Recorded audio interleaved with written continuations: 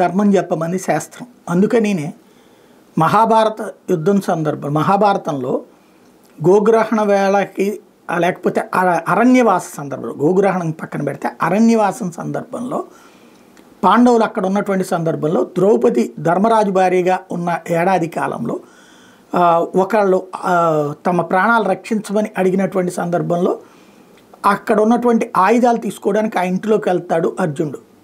అది వాళ్ళ ఏకాంతానికి భంగం వాళ్ళ నిబంధన ప్రకారం.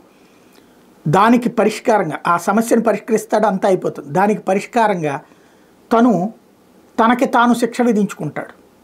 పనిష్మెంట్ ఏంటంటే కుటుంబానికి దూరంగా ఇతర ప్రాంతాలకు వెళ్ళడం, పుణ్యక్షేత్రాలు సందర్శించి రావడం. అదేంటి అక్కర్లేదు, నువ్వు ప్రజల ప్రాణాలు కాపాడడానికి ఒక క్షత్రుడిగా పనిచేసావు, సోదరుడిగా అది నేను సమర్థిస్తాను, నువ్వు ఎక్కడికి వెళ్ళక్కర్లేదని ధర్మరాజు చెప్పినా తమ్ముడే ధర్మమే అని చెప్తాడు. ధర్మానికి సంబంధించి మనకి రామాయణ భారతాల్లో కావచ్చు, పురాణాతిహాసాల్లో చెప్పబడేటటువంటిది ధర్మం అనేటటువంటిది పాటించాలి. ఇక్కడ ఇందులో బంధుత్వాలకి తావలేదంటారు.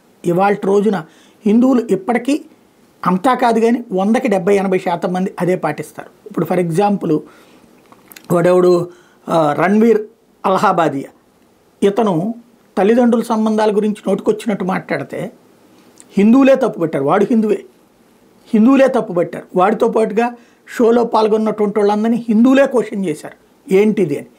అదే సందర్భంలో మంచి ఎవరు చేసినా ఏ మతం వాళ్ళైనా సరే ప్రశంసిస్తారు. ఫర్ ఎగ్జాంపుల్ జకీర్ ఖాన్ ముస్లిం కమెడియన్, అతను తాజాగా పుణ్యస్నానాలు ఆచరించాడు, అతన్ని అభినందించారు.